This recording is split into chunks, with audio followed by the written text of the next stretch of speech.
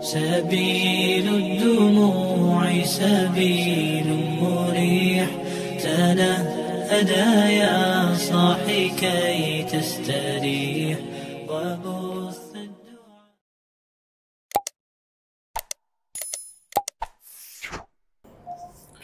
الحمد لله الذي أنعمنا بنعمة الإيمان والإسلام. الحمد لله الذي القائل لقد كان لكم في رسول الله أسوة حسنة. اللهم صل وسلم على هذا النبي الكريم سيد المرسلين إمام المتقين وعلى آله وأصحابه ومن تبعه بإحسان إلى يوم الدين. اللهم لا علم لنا إلا ما علمتنا، اللهم علمنا ما ينفعنا وانفعنا بما علمتنا إنك أنت العزيز الحكيم. فقال تعالى في كتابه الكريم: أعوذ بالله من الشيطان الرجيم، بسم الله الرحمن الرحيم. فبما رحمة من الله لنت لهم ولو كنت فظا غليظ القلب لانفضوا من حولك فاعف عنهم واستغفر لهم وشاورهم في الأمر فإذا عزمت فتوكل على الله إن الله يحب المتوكلين. Alhamdulillah, tiada kata yang paling indah, tiada mutiara yang paling berharga selebih kita bersyukur, bertahmid, bertasbih, bertahlil kepada Allah Subhanahu wa taala agar hidup kita menjadi hidup yang bermakna. Salam dan salam kita sampaikan kepada junjungan alam baginda Rasulullah sallallahu alaihi wasallam, Sayyidil Awwalin wal Akhirin, Imamul Muttaqin. Beliau juga menjadi panutan dalam kehidupan dunia dan semoga pula mendapatkan syafaat ketika kembali kepadanya, kepada Allah Subhanahu wa taala. Bapak Ibu hadirin, para guru kami yang hadir pada kesempatan yang amat sangat mulia ini, tidak pernah habis-habisnya kita berbicara tentang Nabi sallallahu alaihi wasallam. Ucapan, perkataan, perbuatan beliau adalah samudra yang tiada bertepi. Semakin kita menyelami, semakin terasa indah dalam lautan akhlak Nabi sallallahu alaihi wasallam. Jemaah rahmati Allah, hatta dalam al-mizah. Mizah ini al-mizah artinya apa? Bergurau. Nah, gurauan Nabi sallallahu alaihi wasallam itu ada maknanya. Jadi gurau al-mizah saja itu ada maknanya. Maka jemaah rahmatullah subhanahu wa taala, pada sebuah hadis Nabi sallallahu alaihi wasallam, haddatsana Abdullah bin Salih haddatsana Al-Laits qala haddatsani Ibnu Ajlan an abihi aw Sa'id an Abi Hurairah radhiyallahu anhu qalu ya Rasulullah, wahai Rasulullah, innaka tuda'ibana, engkau sering bergurau dengan kami. Ya, boleh enggak bergurau? Ya Rasulullah, engkau sering bergurau dengan kami. Kan biasanya kalau gurau itu biasanya kan kata-kata yang kurang bermakna kan. Jadi mereka mengatakan, wahai Rasulullah, engkau sering bergurau dengan kami. Maka baginda mengatakan, inni la aqulu illa haqqan. Saya walaupun gurau, tapi taklah saya ucapkan kecuali kebenaran. Gurau saja benar, apalagi. Jadi begitulah ucapan Nabi sallallahu alaihi wasallam. Tidak ada yang tidak benar, gurauan saja benar. Apa contohnya? Nanti akan ada contohnya. Jemaah rahmatullah subhanahu wa taala. Contohnya pada hadis berikutnya, haddatsana Muhammad bin Sabbah qala haddatsana Khalid huwa ibnu Abdullah an Humid at-Tawil an Anas ibn Malik radhiyallahu anhu qala, kata Anas bin Malik, jaa rajulun ila Nabi sallallahu alaihi wasallam yastahmilu. Seorang datang kepada Nabi sallallahu alaihi wasallam minta untuk dibawa. Kita punya kendaraan, ya Rasul, bawalah saya. Ya? Bawalah saya. Ayyatlub ayyahmilahu ala naqah, supaya dibawa atas onta. Ontanya. Nabi sallallahu alaihi wasallam begitu orang low profile. Jadi orang biasa minta Nabi Rasul, bawalah saya. Padahal Nabi kan jenjang yang amat sangat mulia, tapi orang senang aja minta kepada baginda sallallahu alaihi wasallam. Rasulullah bawa saya atas onta. Faqalahu, maka Nabi bilang, ana hamiluka ala waladi naqah. Saya akan bawa kamu bukan atas onta, akan bawakan kamu nanti di atas anak onta. Kata beliau, saya nak taruh kamu ke onta, saya taruh kamu ke atas anak onta. Bingung dia nih, gimana nih caranya, masa di atas anak onta? Faqala ya Rasulullah, wahai Rasulullah, wa ma asna' bi waladi naqah. Macam mana lah saya duduk di atas anak onta? Saya besar. Anak onta kecil macam mana lah saya duduk di atas anak onta? Ya. Maka Nabi jawab sallallahu alaihi wasallam, wa hal taldul ibil illa an-naum. Bukanlah setiap onta itu pasti melahirkan anaknya. Nah, ini anaknya, tapi anak yang udah besar. Nah, jadi begitulah Nabi sallallahu alaihi wasallam mengatakan, ini anak tetap lahirkan anak, nanti lahir mama melahirkan anak, sama anaknya sudah besar. Saya akan bawa engkau di atas anak unta. Nah, dia bingung macam mana kita udah besar ke anak unta. Dia bilang, bukankah setiap unta melahirkan anak? Nah, jadi anak itu nanti anak yang sudah besar. Itulah gurauan Nabi sallallahu alaihi wasallam. Gurauannya benar enggak? Benar. Benar. Sambil mendidik cepat berpikir. Oh ya. Mendidik cepat berpikir. Jemaah rahmatullah subhanahu wa ta'ala, Nabi kalau ada anak kecil bergurau enggak? Bergurau. Anak kecil. Kalau kita kan dengan anak kecil itu enggak connect. Enggak bisa ngobrol dengan anak kecil. Nah, berarti Nabi bisa ngobrol hatta dengan anak kecil. Nah, jadi kalau nggak bisa kita mesti belajar. Ya, jangan anak kecil ngomongnya serius. Nah, salah. Nak menari bapak tuh ngomong kok serius. Dia harus bahasa anak kecil. Ya. Jemaah rahmatullah subhanahu wa taala. حدثنا آدم قال حدثنا شعبة حدثنا أبو التياح قال سمعت أنس بن مالك يقول. Anas bin Malik ini pernah mengatakan, kenapa Anas? Anas ini masih kecil.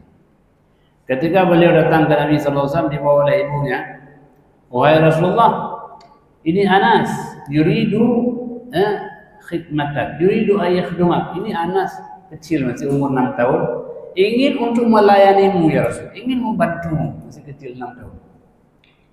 Yang bawa mamanya, yang minta Anas, beliau senang dengan Nabi sallallahu alaihi wasallam, minta untuk membantu Nabi sallallahu alaihi wasallam. Ya, maka Nabi menerimanya Anas bin Malik. Maka sahabat yang kecil-kecil ini termasuk Anas bin Malik. Maka beliau bilang, saya sejak 10 tahun dengan Nabi sallallahu alaihi wasallam. Ya. Pernah suatu hari beliau ketika Nabi bilang suruh sesuatu. Waktu beliau jalan tu rupanya ada teman. Nah, beliau disuruh Nabi mengambil sesuatu, berbuat sesuatu, tapi dalam jalannya ketemu teman. Ketika ketemu teman, hilanglah yang diperintah tadi, maka mainlah dia dengan temannya. Ini. Waktu Nabi lihat beliau main, apakah Nabi marah? Nah, Nabi tersenyum. Tersenyum. Anak kecil suruh sesuatu, kalau ketemu teman hilang yang disuruh, yang teringat temannya. Nabi marah enggak? Maka beliau katakan, saya 10 tahun dengan Nabi, kalau saya mengerjakan sesuatu, Nabi tak pernah bilang, kenapa kau kerjakan ini? Kalau saya nak mengerjakan sesuatu, Nabi tak pernah bilang, kenapa enggak kerjakan ini? Enggak pernah Nabi mengatakan. Jadi kesan, sampai anak kecil pun, masih kecil pun, terkesan dengan Nabi sallallahu alaihi wasallam. Jadi cerita Anas ini, cerita kecilnya beliau. Waktu besarnya belum ceritakan pengalaman hidup dengan Nabi, bukan 1 hari. Kalau 1-2 hari baik, oke lah. Ini 10 tahun baiknya, tidak pernah Nabi marah, tidak pernah Nabi mengatakan sesuatu yang menyakiti Anas. Berapa lama? 10 tahun lama. Nah, kita kalau berkahwin 1 bulan memang bulan madu namanya. Hilang 1 bulan, 2 bulan agak beda sedikit. Kalau sudah 2 tahun, jauh lagi bedanya kan. Nah, pengalaman kita yang merasakan. Jadi begitulah dinamika kehidupan bersama baginda sallallahu alaihi wasallam, kesan-kesan yang tak pernah terlupakan, dan itu menjadi sunnah yang kita bacakan hingga saat ini. Nah, jadi itu jemaah rahmatullah diukir dalam sejarah, ditulis menjadi cerita sebagai teladan bagi semua umat manusia bagaimana kita hidup dengan orang lain. Hamba Allah yang dimuliakan Allah Subhanahu wa taala. Anas bin Malik ini pernah mengatakan, "Kana Nabi sallallahu alaihi wasallam la yukhalituna." Nabi kalau datang dengan kami kecil-kecil, Nabi nimbrung, gabung kami. Nabi kan orang hebat, orang yang dimuliakan oleh semua makhluk semesta. Tapi kalau ketemu anak kecil, Nabi nimbrung bersama, ikut dengan anak kecil. Masya Allah. La yukhalituna, bergabung dengan kami beliau. Ya, kita ni kalau ada anak kecil mau enggak gabung? Duduk-duduk ngobrol-ngobrol mau enggak? Nah, ini Nabi SAW la yukhalituna, beliau bergabung dengan anak kecil.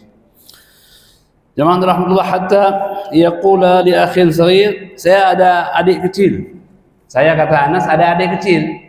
Adik kecil saya ini dia apa? Pegang-pegang ini burung, main-main burung kan gitu. Ya, pegang burung. Nabi bilang, "Ya Aba Umair, ma fa'ala Nughair?" Wahai Aba Umair, maksudnya adiknya Anas, kecil tapi dipanggil Aba Umair. Hai Aba Umair, apa kerja burung kecil nih? Kan ada burung kecil dipegang-pegang sama anak kan? Nah, jadi hadis ini menjelaskan boleh anak bermain burung-burung kecil asal tidak menyakitinya, asal tidak mengganggunya, nggak apa-apa. Kasih makan, boleh. Nah, ini hadis ini. Maka ada mengatakan Imam Syafi'i pada suatu malam beliau tak tidur. Jadi ada cerita begini. Jadi Imam Ahmad ini ceritalah kehebatan Imam Syafi'i radhiyallahu anhu. Beliau kan guru begitu. Jadi anaknya penasaran, seperti apa Imam Syafi'i itu? Kan cerita ayahnya. Pas suatu hari datanglah Imam Syafi'i ke rumah Imam Ahmad. Nah, kata anak, pas sekali malam inilah kita lihat apa hebatnya Imam Syafi'i. Nah, berapa rakaat beliau kerjakan pada malam hari kan begitu. Jemaah rahmatullah SWT. Jadi akhirnya dua anak Imam Ahmad ini enggak tidur. Apa kerjanya? Mengintip apa? Ibadah Imam Syafi'i. Ini inti mana? Kok enggak bangun Pak Imam nih? Apa juga salat tahajud kok enggak bangun? Akhirnya sudah sampai subuh baru bangun Imam Syafi'i, baru salat subuh. Jadi akhirnya apa? Beliau datanglah kepada ayahnya Imam Ahmad. Ayah, kok enggak bangun pula tahajud Imam Syafi'i? Bagaimana juga cerita engkau? Nantilah, engkau tanya sajalah sama Imam Syafi'i apa kerjanya. Kan? Nah, maka sudah Imam Syafi'i selesai salat semuanya, tanyalah anak Imam Ahmad, Pak Imam, semalam kami pun tak lihat engkau bangun, apa kerjaan kau? Saya semalam tak tidur. Tak tidur. Saya lagi memikirkan satu hadis.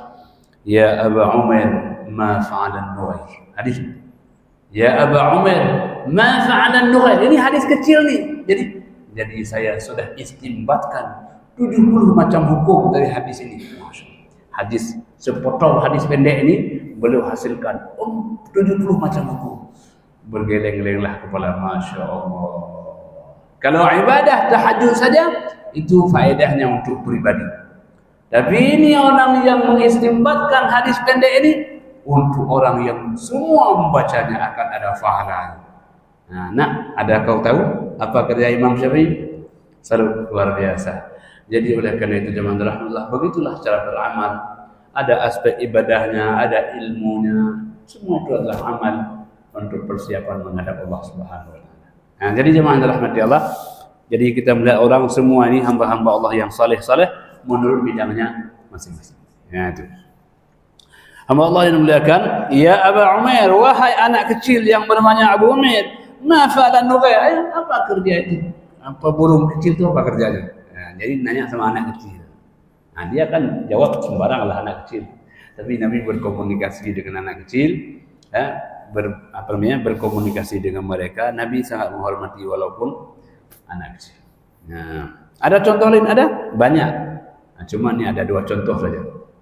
Contoh lain banyak pada hadis-hadis yang lain.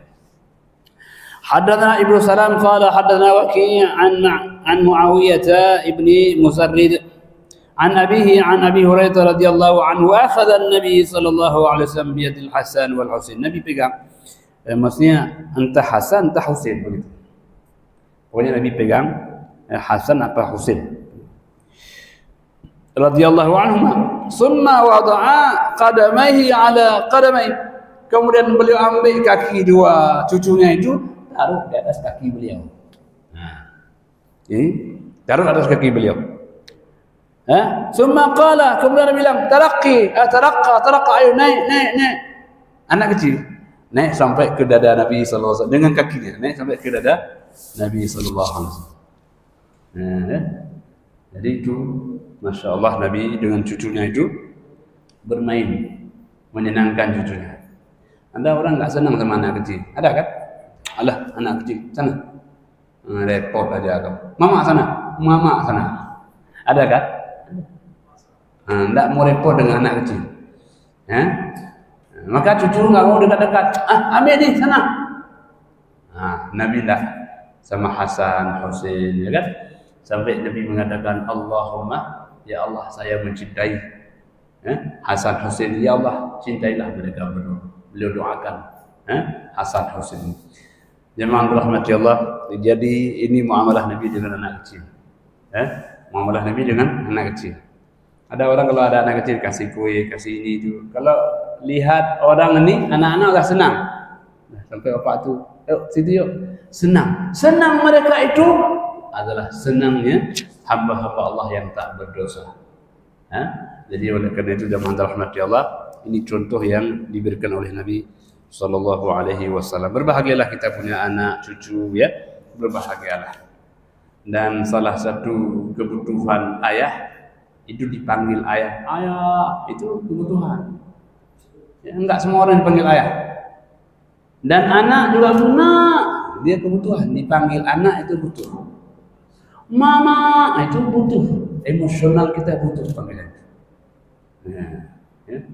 Jadi coba bayangkan kalau kita tidak ada yang panggil ayah, panggil sendiri kan tidak bisa. Jadi al-ubuwah wal bunuwah wal umumah itu panggilan emosional yang. Kenapa anak yatim itu perlu kepada orang yang mendampinginya? Karena ayahnya itu sudah tidak ada lagi panggilannya. Jadi orang panggil ayah, dia ayahnya tak terpanggilkan lagi karena Allah sudah duluan panggil ayahnya. Maka Nabi begitu menghargai, menghormati orang yang menjadi mendampingi anak yatim. Ana wa kafilul yatimi kahataini fil jannah. Saya dengan pendamping kafil anak yatim seperti ini dalam surga. Ayo coba, amal apa yang bisa dekat dengan Nabi? Kalau salat kita mungkin kurang khusyuk. Kalau puasa mungkin kurang ikhlasnya. Kalau sedekah mungkin ada riya. Tetapi anak yatim, ana wa kafilul yatim kahataini fil jannah. Rumah yang terbaik, rumah mana? Rumah yang dalamnya anak-anak yatim yang dipergaulkan dengan baik. Rumah yang paling buruk, rumah yang ada anak yatim yang buruk muamalahnya. Jadi oleh karena itu rumah terbaik karena yatim dan rumah terburuk juga karena yatim. Jadi marilah kita mencari rumah yang terbaik. Hamba Allah yang dimuliakan oleh Allah Subhanahu wa taala. Jadi ini poin bermuamalah dengan anak kecil. Bermuamalah dengan anak kecil, rupanya anak kecil ada nilainya di hadapan Nabi sallallahu alaihi wasallam. Jadi kalau begitu anak-anak kalau sampai ke rumah kita salami dia, nak salam, dia kecil-kecil tu. Kita beri assalamualaikum, maka kan ada hadis. Kana Nabi sallallahu alaihi wasallam idza marra 'ala as-sibyani famarra fa sallama alaihim. Nabi kalau melewati anak kecil, apa beliau lakukan? Beliau memberikan salam kepada mereka. Assalamualaikum, anak kecil. Bukan anak yang berikan salam kepada kita, kita yang salami mereka. Untuk apa? Kita sedang mengajarkan. Nah, begini nanti kalau ketemu orang, salam. Kita ajarkan mereka. Jadi anak-anak itu dia melihat kita sebagai guru. Coba kalau kita sering maki-maki depan dia, pandai juga dia. Ya? Ada anak-anak yang hafal Quran, karena sering-sering dengar tilawah, hafal dia. Rupanya anak itu adalah memang apa ya? Memang sangat bersihlah hatinya. Hamba Allah yang dimuliakan Allah Subhanahu wa taala, babu husnil khuluq, bab tentang akhlak yang baik. Jadi tadi akhlak, contoh-contoh akhlak. Sekarang kesimpulannya apa? Bab akhlak yang baik. Sebelum kita bicara akhlak itu apa? Akhlak itu adalah sifatun rasikhah, sifat yang melekat. Kalau belum melekat, bukan akhlak namanya. Sifat yang melekat, yang bila mengerjakan sesuatu la yahtaj ila radiyah, tidak butuh pada berfikir. Nah, kalau masih berfikir, kita beri enggak. Kalau kita beri nanti bukan akhlak itu. Akhlak itu memang tidak lagu fikir, langsung beri, senyum, itu langsung otomatis. Yang otomatis itu namanya akhlak. Jadi perbuatan yang kita kerjakan tak lagi perlu fikir, akhlak. Nah, jadi untuk menjadi seperti itu butuh waktu yang lama. Maka teman-teman, akhlak itu, jadi kalau kita tulis dengan bahasa Arab, khalaqa, bisa kita baca khuluqun, bisa kita baca khalqun. Kalau khalqun artinya bentuk fisik, kalau khuluqun bentuk non fisik. Nah, kok bisa sama Pak hurufnya? Ya, karena membentuk akhlak ini lama sebagai lama membentuk fisik. Kita wajah seperti ini kan umur kita sudah 40-50 tahun, baru seperti ini wajah kita. Berarti membentuk wajah seperti ini butuh 50 tahun. Demikian pula akhlak. Akhlak itu dibentuk dalam waktu yang lama. Kita butuh anak yang menjadi dermawan. Nah, waktu sejak SD 3 dia kita kasih kuih 3 biji. Nanti ini 2 anak makan, 1 lagi nanti bagi teman 1. Tiap hari kita beri begitu. Kira-kira kalau udah tua dermawan enggak dia? Dermawan dia. Ini 3 biji jangan kasih orang. Kalau enggak habis buang. Kayak gitu. Ini jangan kasih orang ya. Kalau enggak habis buang, asal jangan kasih orang. Nah, ini kira-kira kalau usaha kayak mana? Jadi begitulah kita bentuk dia sejak kecil sampai kalau ada uang sedekah, suka kasih sama dia. Nah, kasih. Kenapa? Enggak kamu yang kasih. Untuk membentuk dia dalam waktu yang lama. Nah, jadi zaman rahmatullah anak-anak kita ajak dia salam, kita ajak assalamualaikum untuk menjadi akhlak. Nanti kalau ada tamu, langsung assalamualaikum. Dia langsung salaman sama tamu-tamunya. Kenapa? Karena akhlak yang dibentuk oleh orang tuanya. Hamba Allah yang dimuliakan Allah Subhanahu wa taala, haddatsana Abu Al-Walid. Qala haddatsana Syu'bah 'an Al-Qasim 'an Abi Barzah. Qala sami'tu 'Ata'an Al-Kaykharani 'an Ummi Ad-Darda'i 'an Abi Darda radhiyallahu anhuma 'an Nabi sallallahu alaihi wasallam. Nabi SAW bersabda, "Ma min syai'in fil mizani athqalu min husnil khuluq." Sabda Nabi apa? Tidak ada nanti pada mizan timbangan yang lebih berat dari akhlak yang baik. Kalau ditimbang-timbang semua amal, apa yang paling berat timbangannya? Yang paling berat timbangannya akhlak yang baik, akhlak yang mulia. Maka akhlak yang mulia itu memang setengah persentase masuk surga. Nah, jadi oleh karena itu kalau orang masuk surga, apa yang harus diperbaiki? Memperbaiki akhlak. Kalau kita masih maki-maki orang, kayaknya jauh masih itu. Maka Nabi mengatakan, aktsaru ma yudkhilul jannah, yang paling banyak menghantarkan orang ke surga, taqwallahi wa husnul khuluq. Takwa kepada Allah yang pertama, berbudi pekerti yang baik yang kedua. Nah, jadi budi yang baik itu menjadi utama untuk menjadi modal masuk dalam surga Allah Subhanahu wa taala. Dan jemaah rahmatullah, suksesnya Nabi berangkat dari suksesnya akhlak beliau. Jadi akhlak Nabi itu menjadi kunci kesuksesan dalam dakwah baginda Rasulullah sallallahu alaihi wasallam. Jadi oleh karena itu jemaah rahmatullah, kenang-kenangan dengan Nabi, siapapun orang akan tergambar dan terekam bagaimana akhlak baginda sallallahu alaihi wasallam.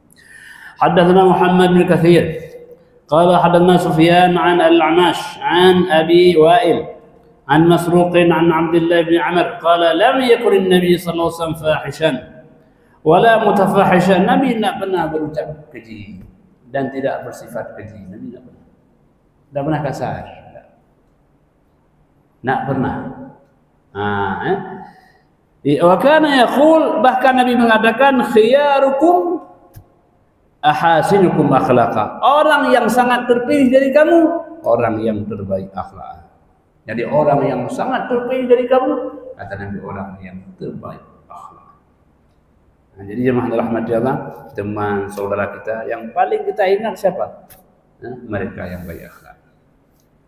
Cerita kita promosikan kepada orang, itu kan teman saya. Cerita. Pernah nggak cerita tentang teman-teman yang baik ceritakan kepada orang? Jadi dia adalah sebagai sumber inspirasi, ya, sumber inspirasi. Nah, dulu di Alhamdulillah ada teman. Nah, ini cerita teman juga, teman. Ini beliau ini, masya Allah, karena ringan tangannya, serba bisa tuh. Pangkas rambut bisa, ini bisa, itu bisa. Kenapa bisa? Karena itu. Kalau orang ajak, belum, langsung mau. Walaupun mau pergi kemana, oke, entar lagi saya, enggak apa-apa. Gimana, ada waktu? Ada, tetap ada. Bisa, gampang. Nah itu. Jadi alhamdulillah, orang kalau minta beliau, kadang-kadang bukan kita yang pikirkan, bukan dia yang pikirkan dirinya, kita yang pikirkan. Jangan suruh sayang dia mau berangkat. Jadi kita yang pikirkan beliau. Karena beliau asal kita tawarkan sesuatu, kita ajak sesuatu mesti mau. Nah, jadi alhamdulillah, kami itu kalau suruh potong rambut, jangan suka, saya mau berangkat itu. Jadi begitulah jemaah rahmati Allah, akhlak ini menjadi sumber inspirasi bagi semua manusia.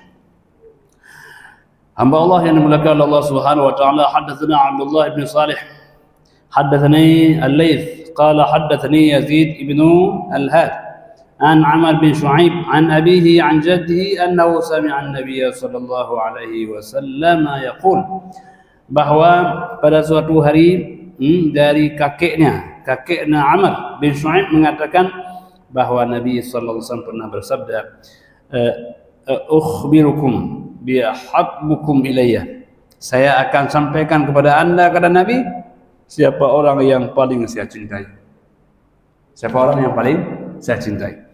Siapa orang wa aqrabu minni majlisan yaumal qiyamah, orang yang paling dekat duduknya dengan saya hari kiamat. Orang yang paling saya cintai dan orang yang paling dekat duduknya dengan saya hari kiamat kelak. Duduk samping Nabi. Nah, akan saya beritakan siapa orangnya. Nabi tak sebut namanya. Tak sebut namanya. Fasa kata al-qaum, orang dengar ni siapa? Siapa ini? Semua orang mengharapkan. Fa'adaha marratain atau salasa. Nabi ulang lagi. Ukhbirukum, saya beritakan kepada anda orang yang paling saya cintai, yang hari kiamat duduk yang paling dekat dengan saya nanti. Beliau ulang 2-3 kali. Qalal qaum bala ya Rasulullah. Tentu ya Rasulullah, beritakan kepada kami. Qala, Nabi menjawab, ahsanukum khulqa, orang yang paling baik akhlaknya. Itulah orang yang paling saya cintai dan orang yang paling dekat duduknya dengan saya. Jadi oleh karena itu, kalau kita ingin dekat duduk dengan Nabi, dia orang yang paling cintai, apa yang kita perbaiki? Akhlakul karimah. Masya Allah. Macam mana caranya? Lihatlah kisah sejarah Nabi. Lihatlah bagaimana cerita Nabi, agar kita tahu, oh Masya Allah, ya, Masya Allah, bagaimana Nabi bisa berlapang dada, ya, bisa lapang dada. Jadi kalau dada kita sempit, ya, walaupun rumah kita luas, tak ada maknanya kalau dada kita sempit. Maka sempatnya dada, luasnya dada kita, ya, dimanapun kita berada kita akan merasa lapang, luas, tenteram, bahagia. Ya. Nah, jadi itulah dunia ini memang adalah luas sempit tergantung bukan pada ruang, tetapi tergantung pada lapang tidaknya dada. Kalau ruang itu, ya, tempat ruang itu relatif. Kalau besar kali capeknya punya. Rumah besar kali, 5 lantai. Oh, mah capek kita betul. Kan? Nah, tetapi lapang dada inilah yang menjadi ukuran. Jadi hamba Allah yang dimuliakan, kita bermohon kepada Allah, ya Allah lapangkan hati kami, Rabbi shrah li sadri wa yassir li amri. Kan begitu ya? Wahlul 'uqdatam min lisani yafqahu qawli. Semua orang harapkan lapang dada. Hamba Allah yang dimuliakan Allah Subhanahu wa taala, jadi oleh karena itu tidak ada nabi tidak bisa menikmati hidup ini. Nabi adalah orang yang paling bisa merasakan nikmat hidup ini dengan segala kemiskinannya, dengan tidur di atas pelepah kurmanya, dengan segala yang sederhana, tapi bagi Nabi tidaklah sederhana. Maka oleh karena itu kita ini kan, kita harus ada AC-nya, ada kendaraannya, ya, kecepatannya menempuh kecepatan ontanya. Harusnya kita harus lebih bahagia harusnya. Tetapi begitulah adanya. Kita harus perbaiki hati kita agar kita bisa menikmati kehidupan dunia ini. Dan orang yang bisa menikmati dunia dengan hatinya, dia akan masuk surga dan bertemu Allah dengan hati yang baik pula. Nah, karena walaupun bagaimana fisik kita ini, kan semakin bertambah usia kita semakin kuat atau semakin lemah? Semakin lemah. Wa man nu'ammiruhu naqtushu fil khalqi afala ta'qilun. Kalau kami tambah usia manusia, maka dia akan semakin lemah fisiknya. Dulu kalau lari kita bisa sekian, tapi waktu kita umur 60 tahun 1 kilo saja sudah berat, ya? Kenapa? Allah tambahkan usia, Allah kurangi, ya, fisik kita.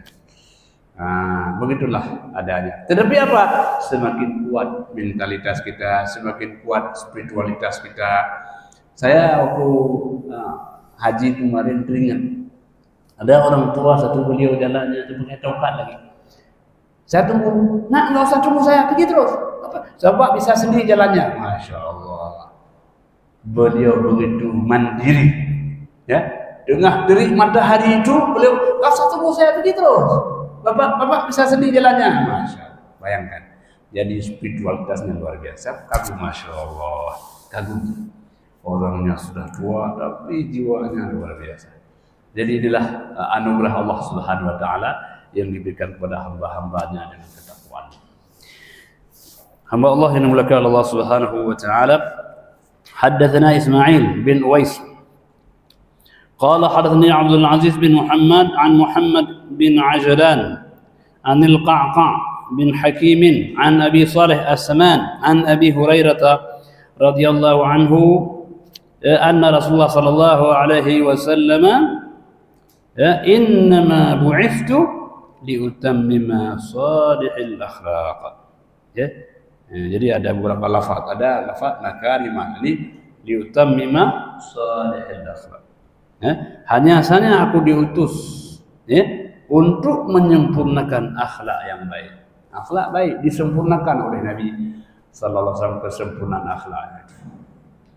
Jadi oleh karena itu jemaah rahmati Allah, dialah kesempurnaan akhlak Nabi sallallahu alaihi wasallam.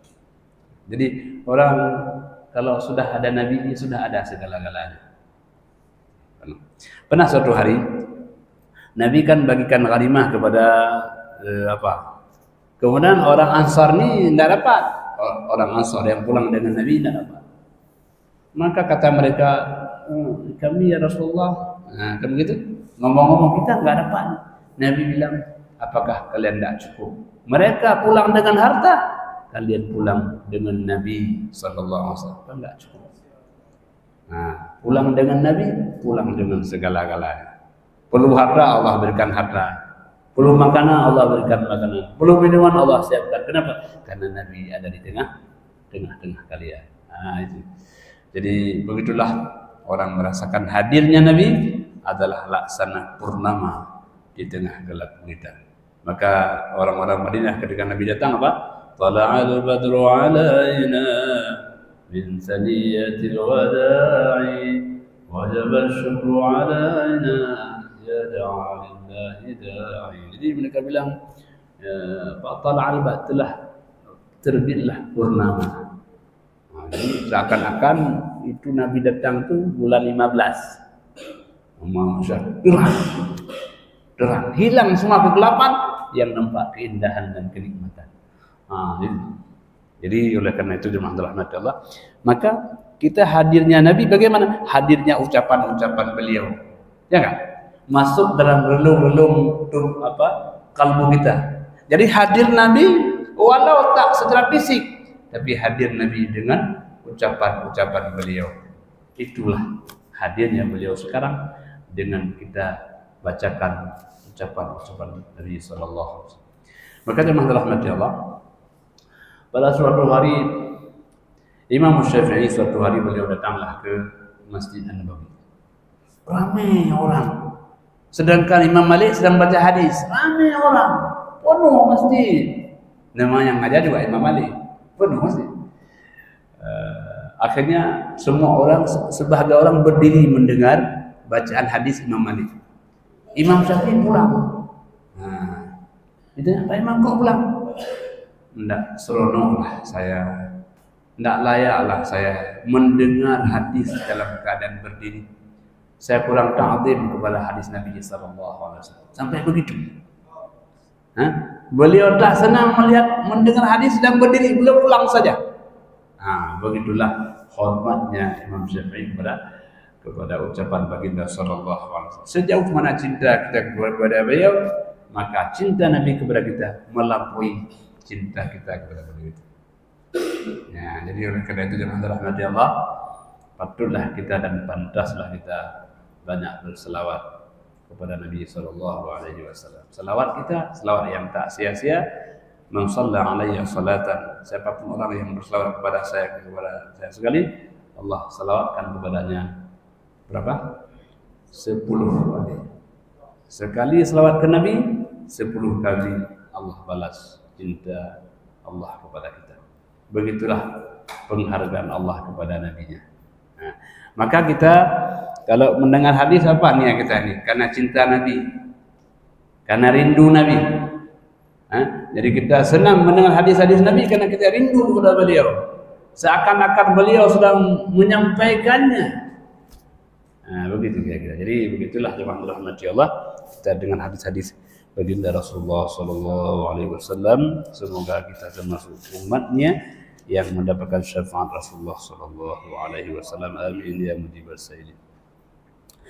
أما الله بركم كم يحضرنا حضرات رحمة الله سبحانه وتعالى. حدثنا إسماعيل قال حدثني مالك عن أبي شهاب عن عروة عن عائشة رضي الله عنها أنها قالت bahwa baginda sallallahu alaihi wasallam pernah bersabda, beliau ini Aisyah berkata, Sayyidah Aisyah, beliau mengatakan, ma khayyara Rasulullah sallallahu alaihi wasallam baina amrayni illa ikhtara aisarahuma ma lam yakun ithman. Tidaklah Nabi, kalau ada dua pilihan, Nabi tidak ada pilih kecuali pilihan yang paling mudah. Yang paling mudah, selama itu bukan dosa. Maka Nabi ketika dapat perintah salat 50 waktu, bolak-balik Nabi sampai berapa? Sampai 5 saja. 5 pun kadang-kadang berat kita kerjakan, Masya Allah. Padahal Nabi sudah bolak-balik, kata Musa, Muhammad, balik lagi. Wahai Musa, saya malu. Sudah 9 kali bolak-balik kepada Allah, malu saya. Begitulah sayangnya Nabi kepada kita. Namun walaupun 5 kali, nilainya bagaimana? Nilainya tetap 50 kali. Salat kita 5 kali, pahala 50 kali. Masya Allah. Sudah sedikit, banyak lagi diberikan balasan oleh Allah Subhanahu wa ta'ala. Jadi oleh karena itu memang itulah keistimewaan privilege yang Allah berikan kepada baginda sallallahu alaihi wasallam dan demikian kepada umatnya. Jadi hamba Allah yang dimuliakan oleh Allah Subhanahu wa taala, luar biasa. Nabi kalau ada dua pilihan, maka beliau pilih yang paling mudah selama tak berdosa. Fa in kana itsman, kalau itu ada perbuatan dosa, karena ab'adan nasa min, Nabi adalah orang yang paling jauh dari perbuatan dosanya. Paling jauh dari perbuatan dosanya. Ya. Wa man taqama wa Rasulullah sallallahu alaihi wasallam illa an tunhaka hurmatullah taala. Nabi tidak pernah intiqam, tidak pernah marah Nabi kecuali karena sudah merusak apa yang menjadi kehormatan Allah Subhanahu, apa yang diperintahkan Allah Subhanahu wa taala, fayantaqimu lillahi azza wa jalla, maka marahnya Nabi semata-mata karena Allah Subhanahu wa taala. Jadi begitu ukurannya Nabi, bila pun beliau marah semata-mata karena orang melanggar perintah Allah Subhanahu wa taala. Jadi jemaah rahmat Allah Subhanahu wa taala, begitu sayangnya Nabi kepada umatnya, ya, maka kalimah yang beliau gunakan kalimah yang luar biasa. Nabi katakan dalam sebuah hadis, laula an asyqa ala ummati, kalau umatku tak berat. Mungkin kalau berat ya, kalau tak berat kan? Laula an asyqa ala ummati, kalau umatku tak merasa berat, la amadtu bisiwak 'inda kulli salat. Sungguh perintahkan mereka untuk bersiwak setiap kali salat. Tapi kenapa Nabi tak perintahkan setiap? Takut Nabi takut merasa berat oleh umatnya. Maka perintahnya berbentuk sunat, tidak wajib. Karena Nabi mempertimbangkan jangan ada yang memberatkan umatnya. Nah, jadi jemaah rahmati Allah Subhanahu wa taala, itulah baginda sallallahu alaihi wasallam memikirkan kita sebagai umatnya. Hamba Allah yang dimuliakan Allah Subhanahu wa taala, hadatsana Muhammad bin Katsir qala akhbarana Sufyan an Zubayd عن مرة عن عبد الله قال إن الله تعالى قسم بينكم أخلاقكم. Allah Subhanahu wa taala telah membagi-bagikan kalian, ya, di antara kalian itu, ya, akhlaknya. Kama qassama bainakum arzaqakum, sebagaimana Allah membagi-bagi rezeki. Allah bagi-bagikan akhlak itu sebagaimana Allah bagikan rezeki. Begitu? Wa inna Allah ta'ala yu'til mala man ahab. Allah memberikan harta ala man ahab wa man la yuhib. Allah bagian harta kepada orang yang Allah cintai dan kepada orang yang tidak Allah cintai. Harta semua dikasih. Yang Allah cinta dikasih, yang tak cinta dikasih juga. Itu kalau harta. Nah, ya. Wala yu'til iman illa man yuhib. Tapi iman tak Allah kasih kecuali kepada yang dia cintai. Jadi kalau kita dapat iman, Allah mencintai. Mana buktinya? Allah telah berikan iman kepada kita. Kemudian faman dhanna bil mali ay yunfiqahu wa khafa al aduwa ay yujahidahu wa haba al laila ay yukabidahu falyakthur min qawli la ilaha illallah wa subhanallah walhamdulillah wallahu akbar.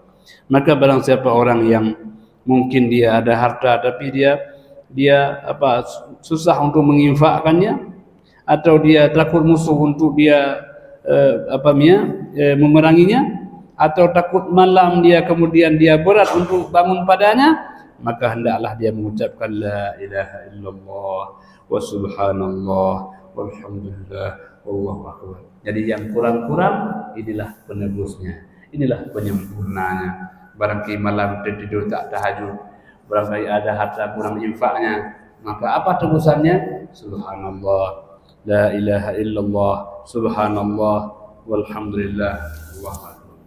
Jamaah rahmatullah, marilah kita selalu membasahkan diri kita dengan zikir kepada Allah Subhanahu wa taala, apapun yang mudah. Kalau susah bagaimana? Allah.